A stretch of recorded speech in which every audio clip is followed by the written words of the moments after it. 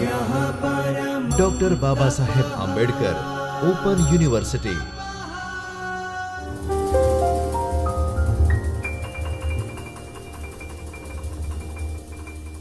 નમસ્કાર વિદ્યાર્થી મિત્રો, ડૉક્ટર બાબા સાહેબ આંબેડકર ઓપન યુનિવર્સિટીના ચૈતન્ય સ્ટુડિયોમાંથી હું ડૉક્ટર અરુણા મકવાણા આપ સૌનું હાર્દિક સ્વાગત કરું છું.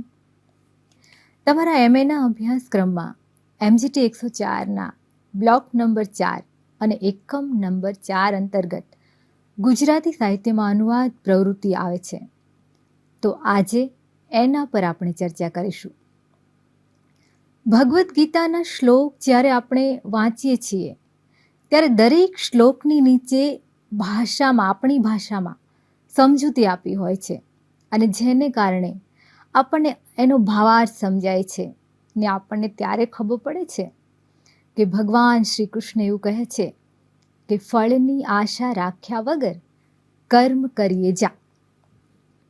હોમરનું મહાકાવ્ય ઇલિયડ, જે વિશ્વના 5 મહાકાવ્યોમાંનું એક છે, તેના પરથી બનેલ ફિલ્મ ટ્રોય તો તમે જોઈ જ હશે. ઇજિપ્તની સંસ્કૃતિને ધ મમ્મી ફિલ્મ દ્વારા જોઈ હશે તમે. ચીનની સંસ્કૃતિ અને ઇતિહાસ જો જોવો હોય તો આપણે Mulan, rise of a warrior, the emperor's shadow, little big soldier, the last emperor, swordsmen's અને બીજી ઘણી બધી આવી ફિલ્મો તમે જોઈ શકો, જેના દ્વારા આપણે એની સંસ્કૃતિ જાણી શકીએ છીએ. તેલુગુ ફિલ્મ મેરા સંઘર્ષ અને હમણાં જ એક મજાનું ફિલ્મ જોયું, જયા જયા જયા જય હે. મારી ભત્રીજી કોરિયન ડ્રામા જોઈને ઘરમાં તેનું અનુકરણ કરે છે. એનું નામ પણ આવી જ રીતે રાખેલું છે અમે, ચેંગો. આજે આપણે પાકિસ્તાની, પંજાબી, તમિલ જેવી અનેક ભાષાઓ અને દેશની ફિલ્મો જોઈ શકીએ છીએ. અન્ય સાહિત્યની, ભાષાની, દેશ વિદેશની કૃતિઓ, સાહિત્ય આપણે વાંચી શકીએ છીએ. સંસ્કૃતિનો પરિચય આપણે મેળવી શકીએ છીએ અને એ પણ આપણા શહેરમાં રહીને, ઘરે રહીને. અને આ શક્ય બન્યું છે તો એ માત્ર અને માત્ર અનુવાદને કારણે જ બન્યું છે, જેના વિશે આજે આપણે વાત કરવા જઈ રહ્યા છીએ. આપણે પ્રાચીન બેબીલોન, ગ્રીક અને રોમન જેવા વિવિધ દેશોની ભવ્ય સંસ્કૃતિ અને ઇતિહાસ આ અનુવાદ દ્વારા જ જાણી શક્યા છીએ. એ આપણે સ્વીકારવું જોઈએ. અનુવાદની આ પ્રવૃત્તિ અનેક ભાષિતાને કારણે ઉદ્ભવેલી પ્રવૃત્તિ છે. અનુવાદ એ મનુષ્યના સાંસ્કૃતિક વ્યવહાર સંબંધોનો અને એની અનન્યતાને સમજાવવાનો સાંસ્કૃતિક આદાન પ્રદાનનો ઇતિહાસ છે, જે માનવ માત્રમાં એકાત્મતાની ભાવનાઓ જન્માવે છે. તો ચાલો વાત કરીએ અનુવાદ વિશે, જે તમારા અભ્યાસક્રમમાં આવે છે. તો અનુવાદ શું છે એના વિશે આપણે સમજ મેળવીએ, જોઈએ. અનુવાદ એટલે શું? અનુવાદ એ સંસ્કૃતનો તત્સમ શબ્દ છે, જેનો અર્થ થાય છે પુનઃકથન. સંસ્કૃત વ્યાકરણ પ્રમાણે તે વદ ધાતુ પરથી ઉતરી આવ્યો છે. વદ એટલે બોલવું અથવા કશું કહેવું. એ પછીથી વાદ બને છે. વાદ એટલે કહેવાની ક્રિયા અથવા કશું કહેલું ફરી ફરીને કહેવું, ફરીથી કહેવું. વાદની આગળ અનુ ઉપસર્ગ લાગવાથી અનુવાદ એમ શબ્દ બને છે. અનુ ઉપસર્ગનો અર્થ થાય છે પછી, એટલે આ પ્રમાણે સંસ્કૃત પ્રમાણે કહ્યા પછી કહેવું એવો અર્થ થાય છે. શબ્દાર્થ ચિંતામણી કોશમાં અનુવાદનો અર્થ પહેલાં કહેવાઈ ગયેલ ફરીથી કહેવું એવો થાય છે. આપણે પ્રાચીન કાળથી અનુવાદ સાથે ઘનિષ્ઠતાથી જોડાયેલા છીએ. પ્રાચીન સમયમાં ગુરુકુળોમાં જે શિક્ષણ આપવામાં આવતું તે મૌખિક હતું. જે ગુરુ જેમ શ્લોકો ઉચ્ચારતા તે પછીથી શિષ્યો તેનું અનુકરણ કરી અને ઉચ્ચારણ કરતા હતા. તેને અનુવચન કહેવામાં આવતું હતું. ભર્તુહરિ પુનઃ કથન એવું કહે છે, સંસ્કૃતમાં અનુવાદની સમજ આપણને સમજૂતી કે સ્પષ્ટીકરણના રૂપમાં જોવા મળે છે. અંગ્રેજીમાં અનુવાદ એટલે ટ્રાન્સલેશન થાય અને જે લેટિનના બે મૂળ શબ્દો ટ્રાન્સ અને લેશન એ બંનેથી બનેલ છે, જેનો અર્થ થાય છે એક ભાષામાંથી બીજી ભાષામાં જવું. યુજીન નોયડા મૂળ ભાષાના સંદેશને નજીકથી અને સહજ સમાનતાથી લક્ષ્ય ભાષામાં રજૂ કરવું એવું કહે છે. તો આવી રીતે અનુવાદ એટલે શું એ તમને સમજ પડી. હવે જોઈએ એના પર્યાયો કયા કયા છે. પર્યાયો કયા? તો કે ભાષાંતર એનો પર્યાય શબ્દ છે. રૂપાંતર, તરજુમો, અનુસરીને કહેવું. કોઈ કહેલું હોય, કોઈ બીજી ભાષામાં કહેલું હોય એને આપણી ભાષામાં કે અન્ય ભાષામાં રૂપાંતર કરીને કહેવું, અનુસરીને કહેવું, એને અનુવાદ કહેવાય. હવે જોઈએ અનુવાદ વિશેના કેટલાક મંતવ્યો.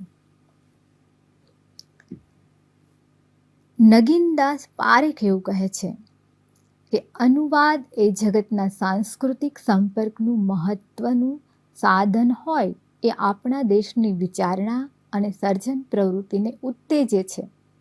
તેની દ્રષ્ટિ મર્યાદાને વિશાળ બનાવે છે અને ભિન્ન ભિન્ન ક્ષેત્રોમાં ભિન્ન ભિન્ન પ્રજાએ મેળવેલી સિદ્ધિના દર્શન કરાવી એવો જ પુરુષાર્થ કરવાની આપણને પ્રેરણા પૂરી પાડે છે. કાકા સાહેબ કાલેલકર અનુવાદકને સંસ્કૃતિનો એલચી કહ્યો છે. ભાષા સાહિત્યમાં અનુવાદ એટલે મૂળની પાછળ પાછળ મૂળને અનુસરીને બોલવું તે એવું થાય છે. ઉમાશંકર જોશી એવું કહે છે.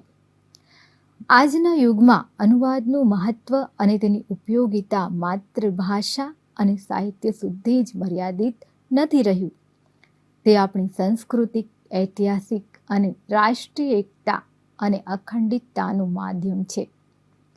વર્તમાન વિજ્ઞાન અને ટેકનોલોજીના યુગમાં જરૂરી જ્ઞાન પૂરું પાડે છે. આજના યુગમાં આંતરરાષ્ટ્રીય વ્યવહાર માટે, અન્ય ભાષાની રચનાના આસ્વાદ માટે, કોઈ અન્ય સાંસ્કૃતિક જીવન પરંપરા જાણવા માટે અને આપણા જેવા બહુભાષી દેશમાં સંસ્કૃતિને ટકાવી રાખવા અને તેને પુરસ્કૃત કરવા માટે પણ અનુવાદ આવશ્યક બની જાય છે. અનુવાદનું કાર્ય કેવું છે એ પણ આપણે જરા જોઈ લઈએ કે અનુવાદ વિશે આપણે ભણીએ છીએ તો એ કેવું કાર્ય છે એ જોઈએ આપણે. તો જુઓ, અનુવાદનું કાર્ય ખૂબ જ કઠિન કાર્ય છે.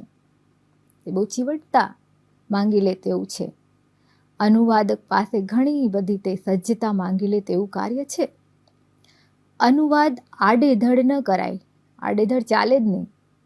જ્યારે કોઈ મૂળ કૃતિનું અનુવાદ કરવાનું હોય ત્યારે તે કૃતિનું ભાવ જગત અખંડ રહેવું જોઈએ. શબ્દોની પસંદગીથી લઈ અનેક બાબતો પર અનુવાદકની કસોટી થાય છે. ક્યારેક સમાનાર્થી શબ્દો કે અનેકાર્થી શબ્દોમાંથી વિચાર, ભાવને અનુરૂપ શબ્દોની પસંદગી કરવાની હોય છે. એ ખૂબ મુશ્કેલ કાર્ય છે.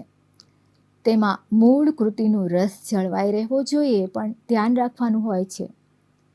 જો અનુવાદક સારો હોય તો મૂળ કૃતિ કરતાં પણ ઘણો સારો રસમય અનુવાદ કરે છે. જેમ કે ઝવેરચંદ મેઘાણીએ આપણને રવિન્દ્રનાથ ટાગોરની કવિતાનો અનુવાદ ઉત્તમ રીતે આપ્યો છે.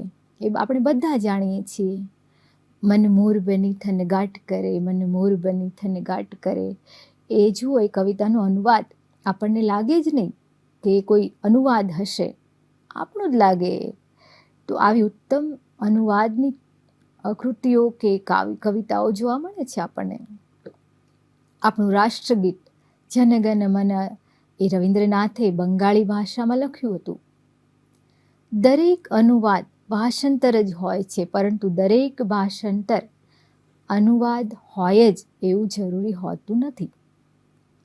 અનુવાદના વિવિધ પ્રકારો પડે છે, જેમાં શબ્દ અનુસારી, જેમાં શબ્દશઃ અનુવાદ થાય છે, ભાવ કે રસાનુસારી, દેશ કાલાનુસારી, જેને રૂપાંતર કહી શકાય, છાયાનુવાદ હોય, સારાનુવાદ જેવા પ્રકારો આપણને જોવા મળે છે. નવલ રામે મોલિયરના ફ્રેન્ચ નાટક ઉપરથી અંગ્રેજીમાં થયેલા મોક ડોક્ટરના આધારે ભટ્ટનું ભોપાળું એ રચ્યું. મણિલાલે ઝેનોનીની નવલકથા પરથી ગુલાબસિંહ એ નામે મૂળ કૃતિનું રૂપાંતર આપ્યું છે. જ્યારે મૂળ કૃતિના ભાવના મર્મને ધ્યાનમાં રાખી અને મુક્ત રીતે સર્જન થાય ત્યારે તેને ભાવાનુવાદ કહેવાય છે. રવિન્દ્ર વીણા એ તેનું ઉત્તમ ઉદાહરણ છે, આપણે જોઈ શકીએ છીએ.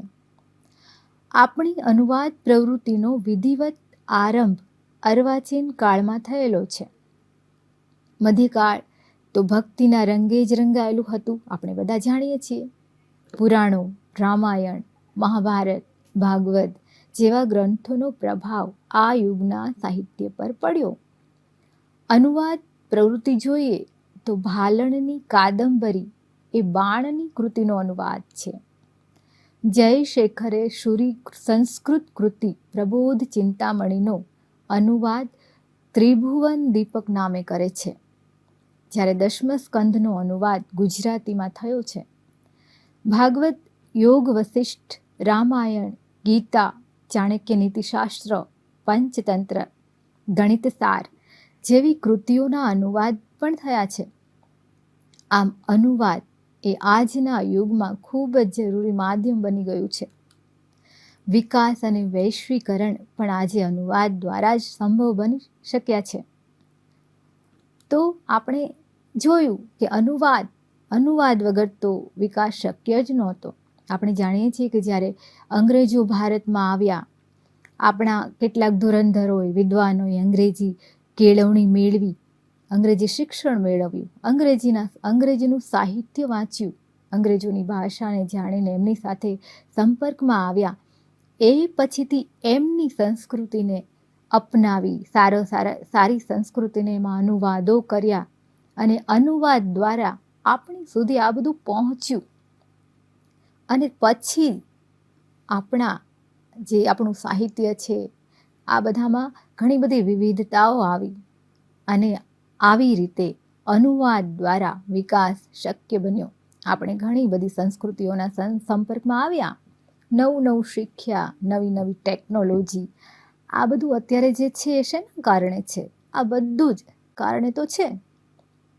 તમે જુઓ, આજે ટીવી પર પણ ઘણી બધી સિરિયલો, જે વિદેશની સિરિયલો પણ તમે અનુવાદિત કરેલી ટીવીમાં જોઈ શકો છો.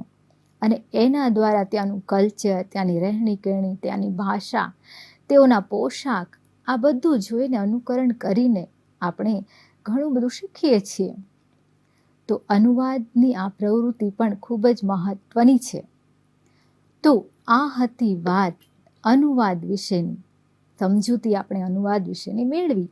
હવે આવતા લેક્ચરમાં ગુજરાતી સાહિત્યમાં થયેલ અનુવાદો વિશે આપણે ચર્ચા કરીશું.